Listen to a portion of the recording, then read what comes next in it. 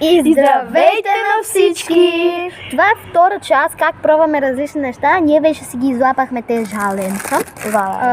Мисля да отворя това. Нека да видим какво ще ми се падне. Брат, че направо го изстреля.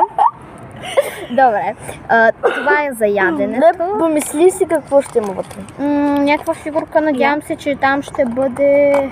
Мисля, че е нещо с две части. Може? То всичко е с две части. Да. Не точно. Мисля, че това ще бъде някакъв герой. Надявам се, че това ще бъде Алекс с златна броня. Аз имам Алекс с златна броня. Ти самата си Алекс. Да, значи аз се казвам Алекс и в Майнкрафт имат такъв герой на име Алекс. А две. Две. Едно. Падна и се скелета. Свет картичка! Падна ми се картичка! Леле, тя е рядка! О, вау, ще сканирам кода после.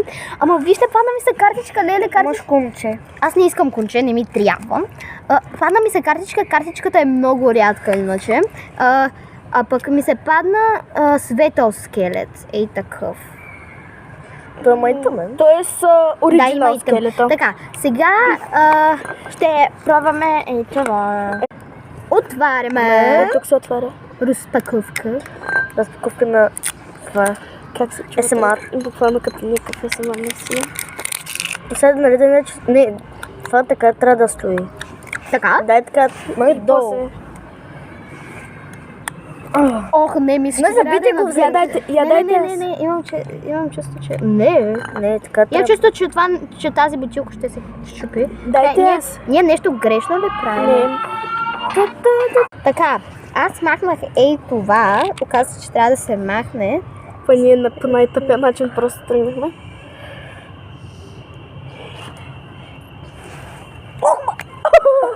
Тук ще отиде всъщност надолу. Ох, мама!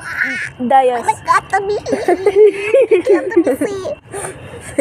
Да, ще по-силни ръце, ако не го щупи. Да щупиш бутилката, мале! Дай всичко да правиш. Не! Накриво го правиш! Как да грим? Трябва Оле, ръката ми. да отиде надолу. Дайте аз да пробвам. Зори успя. То буквално излизаше пар от него. Успях! Ще, дай.